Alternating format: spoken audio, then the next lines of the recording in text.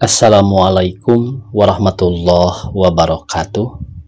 Pamirsa sabekrebar YouTube Mang Cecep Gorbacep anu satia satuhu manco di mana wae ayana. Dina dangat ayeuna urang neraskeun hanca carpon tina majalah Mangle tahun 1863 nomor 64.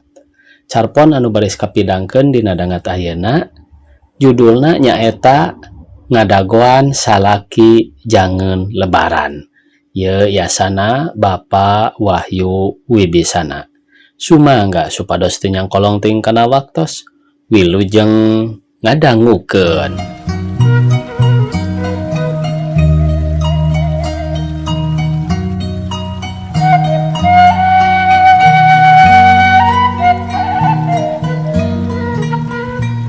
Nyisari urang Citamiang lanjang gede muninggang dicau mah meureun geus dalu pisan geus meujeuhna aya nu mesek aya nu murak ngan nyeta atuh taya nu pirajeunan hayang mesek kulantaran kitu nya munasabah mun di Citamiang mah manehna teh katelah nyisari jomblo tea puguh ge mata karunya jauh pisan jodona teh mangkilang ari midang mah mindeng ti dituna meureun sugan bae aya lalaki nu katarik rek ngajak kawin leuh upama kitu tada teuing bungaheunana da nya atuh jigana jomblo mah kaasup kasakit awewe nu pangkejemna ieu deui nyisari teh urang lembur apan di lembur mah upama aya awewe nu teu payu sok jadi omong hina kasebutna ari nu ngomongkeun sok tara kapalang deui eta bae upama kabeneran nyisari ngalayung menang midang tatanggana sok haharewosan eleh itu nyisari geus negerkeun maneh deui can aya nu nyanggutnya tetela meni nepi ka dipapandekeun kanu nguseup neangan jodoh teh ngan lauk lalakina meureun teu beukieun da eupana nyisari teh ceuk nu nyarita keneh bisa jadi baretona nyisari mindeng nangtung dina Bang Barung apan cenah nangtung dina Bang Barung teh pamali matak nongtot jodoh atawa meureun nasibna kitu apan cenah jodoh pati bagja cilaka mah anging pangeran nu uninga teuing atuh ari sabab-sababna mah ngan nu bukti ku jomblona nyisari kolotna oge milu era ku batur salemburna kasebutna boga anak jomblo jabati eta ilaharna nu jadi kolot sok nyaah kanu jadi anak piraku we kolotna nyisari oge teu ngarasakeun kasusah nu jadi anakna pangpangna indungna maklum sarua awewe meureunna nyahoeun naon kanikmatan nu jadi awewe tah eta kanikmatan kitu teh can kapanggih ku anakna mah kulantaran kitu kolotna mindeng neangan palakiah upamana bae di mandian saban malam Jumaah ku cai kembang 7 rupa meunang ngajampean dukun atawa dibawa jarah ka sakur nu beken disangubaran kasakit jauh jodoh kacimayang asih upamana tapi taya nu mental estu dengdeng keneh bae atuh pikeun nyisarina kitu deui da aya ari kaera mah nenjo kabeh babaturanana nu sapantar jeung manehna geus barogaeun salaki malah loba nu geus reuai sagala upama pareng manehna nenjo ewe salaki nu keur leumpang bareng beuki karasaeun bae yen hirupna teh no gencang keneh can aya layana tina kabita hayang cara batur tungtungna sok sedih sorangan tidinya beras kana era kumindangna nyorang ka era akhirna di manehna aya rasa tuna diri teu heran atuh mun nyisari mindang numpi di kamar upama geus datang deui perasaan tuna dirina teh tapi ieu rasa tuna dirina sakapeung sok limpas kaluar ku jalan nembongkeun kalakuan nu aneh upamana ku mindang-midang teh sanajan lain waktuna atawa ku agul-agul kata tanggana yen manehna dipibogoh ku ki anu beunghar anu kasep anu jeneng jeung sapapadana tapi nya kitu upama eta limpasan kahayangna teh geus pateungteung jeung kanyataan yen manehna teh bener-bener jomblo rasa tuna dirina teh datang deui malah beuki parna ti tadi. Jadi rasa tuna diri nu dilantarankeun ku kahayangna teu laksana jeung ngalimpaskeun angan-anganna ku jalan nembongkeun kalakuan-kalakuan aneh teh kitu wae baganti taya eureuna Hal ieu estu jadi perhatian nu jadi kolotna. Minangka pikeun ngabang-brangkeun hatena upamanya Sari keur nguluwut bemeh kahayangna can kalaksanakeun bae, manehna sok mangkalan ulin di handapeun tangkal kananga di pipireun imahna. Komo lamun keur kembangan seungitna kananga teh dipake panglipur gandrung ku Nyi Sari mah. Tada teuing bungahna aing upama aya nu maledog ku kananga, cek hatena. Tuluy kembang kananga teh diambung sumudeudeuh jeung agul, cara anu heueuh yen eta kembang teh pangalungan bebeureuhna.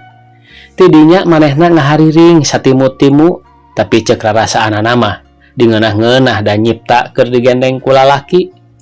Memang nya sakapeung tangkal kananga nu gedena geus satangkep kolot teh, katenjonana ku Nyi Sari mah siga lalaki nu ngajanteng bari nyerangkeun manehna. Upama geus aya rarasaan kieu, hatena kacida bungaheunana, nu dipikangen teh ayeuna geus aya digigireun. Tapi upama manehna geus eling yen nu disanghareupan teh lain lalaki, rei beungeut narobah warna jadi bangkenu, berebat lumpat sanggeus ngomong ngalawunan.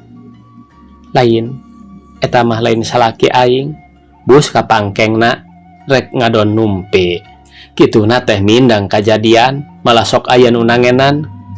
Kulantaran kitu atuh geunjleung di salembur Citamiang mah Pajah Nyi Sari geus kurang ingetan da sok kapanggih ngajak nyarita ka tangkal kananga.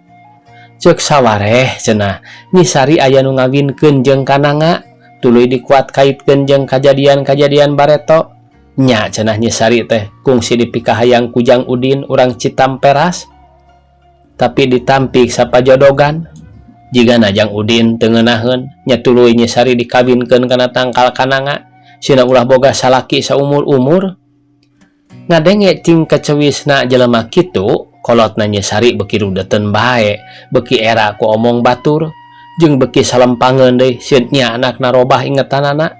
Beuki lila ka salempangna teh beuki nataku, dumeh mindeng kawenehan nenjo anakna sok nyarita ka tangkal kananga.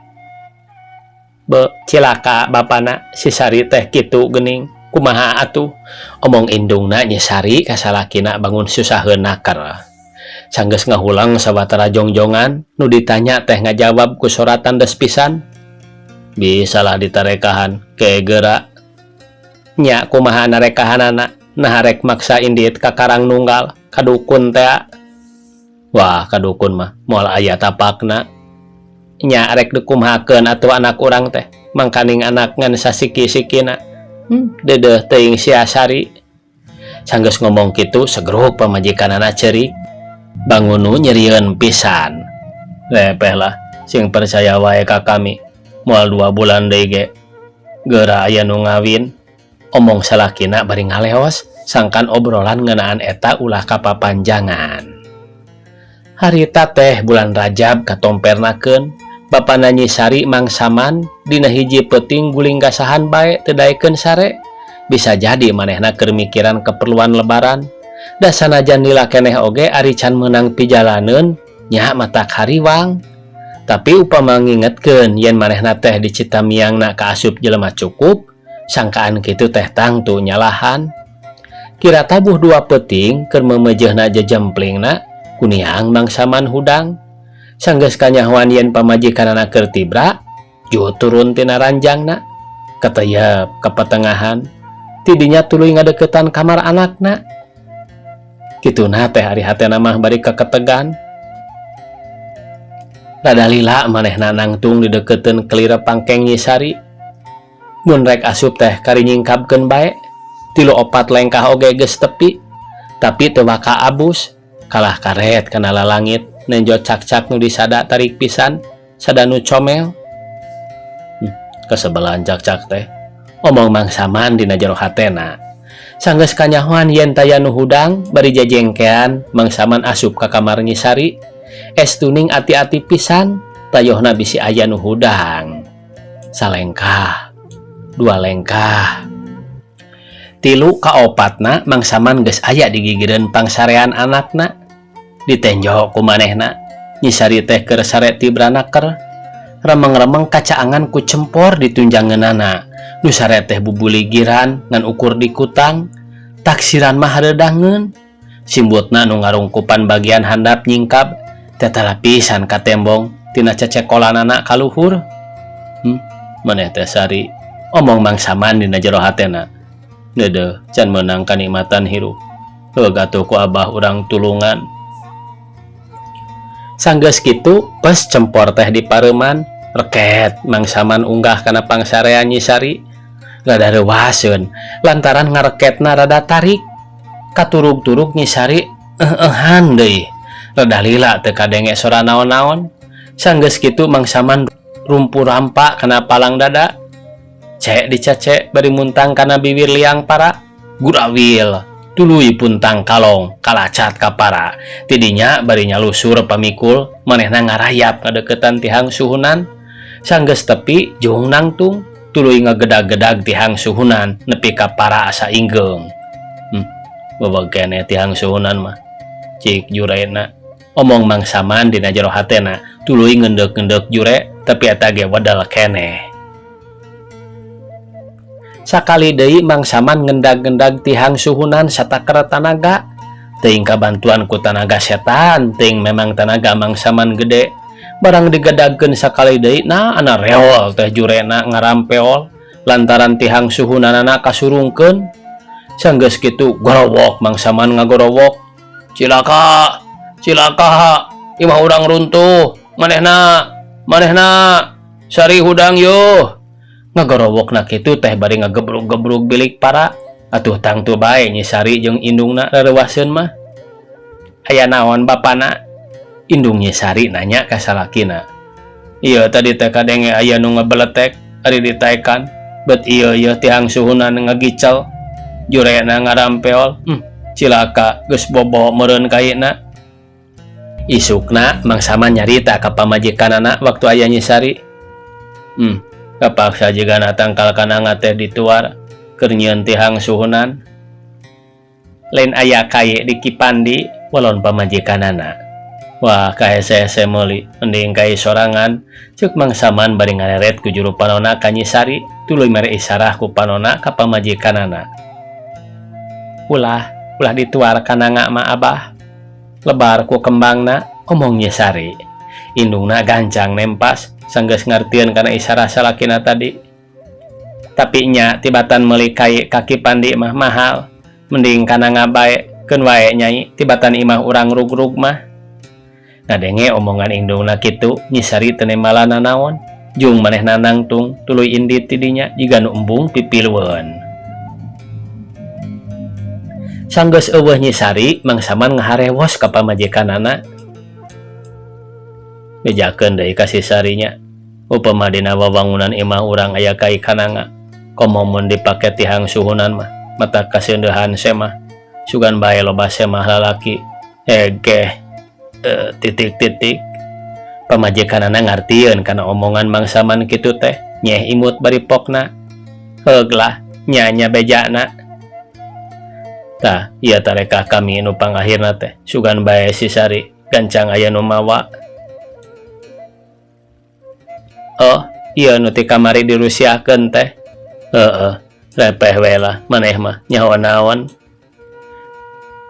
Ngahaeb ka bulan puasa, pikeun Nyi Sari mah boga angkeuhan anyar, nyaeta ngadaguan pisalakieun.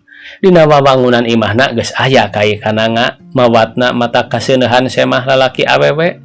Keun semah awewena da teu penting pikeun Nyi Sari mah. Nu penting pikeun manehna semah lalaki. Sugan bae asalnya mah jadi ngahelaran tuluy nanyaan heug ngajak kawin ka manehna. Tina hal mawat tangkal kananga kitu Nyi Sari dibejaan ku indungna. Apan mangsaman mopoyanan ka indung Nyi Sari sangkan nyarita ka anakna tina perkara eta. Tah harita mah kepercayaan kitu teh geus jadi kepercayaan Nyi Sari. Bisa jadi percaya soteh dumeh nya manehna miharep boga salaki gancang-gancang. Malah kahayangna mah kawin teh memeh lebaran. Meureun pada sok nenjo batur mun nepi ka mangsana lebaran loba nu arulin atawa pelesir jeung salakina tadah teuing resepna. Tapi nepi ka babalasan bulan puasa lalaki pisalakieun jangeun lebaran teh can aya bae. Atuh semah nu dikemat ku kai kananga teh henteu rabul bae. anggar sabiasa baheula taya ningkatna. Pikirannya Sari begitu genah, ras kana nasib diri. Jurig jomlo teh kacida teuing, teu ngingetkeun kanu hayang. Dina bulan puasa, upama geus asar akhir ngahayab ka magrib serta popolah di imah geus reres, manehna sok ngabuburit bari ngalayung di buruan atawa dipipireun imahna deket tunggul kananga. Nya kitu dina hiji sore manehna ngalantung di buruan imahna. Kabeneran sorena harita keur layungan meuni marakbak di belah kulon. Kalangkang tetangkalan yang hunjar kawetan jiga nu papanjang-panjang. Keur kitu Nyi Sari ujug-ujug nenjo aya nu ngajanteng teu jauh ti manehna, lalaki. Sanajan katenjona geus aya umur tapi cangker keneh. Poho deui Kakang, omong eta lalaki teh. Nyi Sari sawatara jongjongan mah mencerong kanu nanya beri nginget-nginget bisi kasamaran. Wah, menya poho deui, omong si lalaki. Sahanya hilap deui, walau Nyi Sari bari arap-ap eueup-eup. Ari Nyi Sari, apa dia teh Kang Inan teh? Kang Inan, astagfirullah. Nah, apa di Jakarta iraha mulih. Kamarina ngahaja ka dieu hayang nepungan Nyi Sari. Bade naon? Nyi Sari nanya bangun dowaseun nakar, tapi ari jero-jero namah bunga. Lantaran Inan teh kaasup lalaki nu sok dicileuk ku manehna. Ari harita ditepungkeun pisan, meureun cek hatena mah bogohna teh teu no gencang. Kieu nya Nyi Sari, akang teh nyaho lain Nyi Sari ge. Akang ayeuna keur dududaan.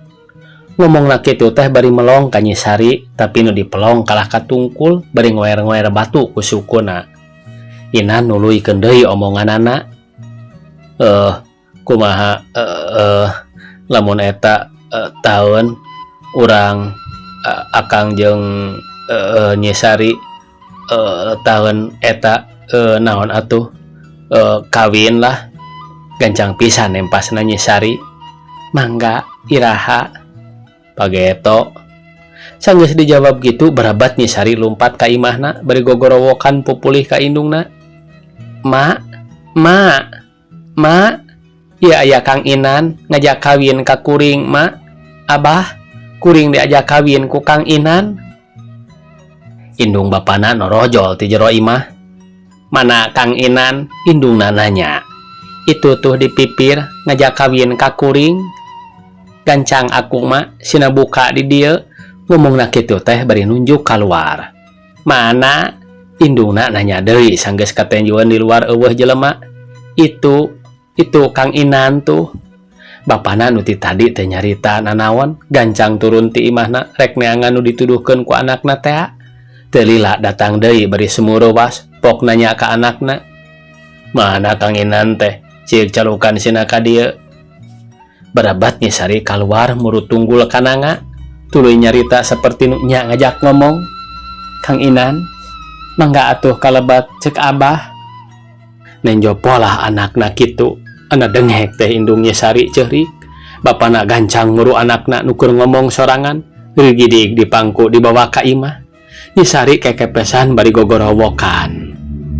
Kang Inan,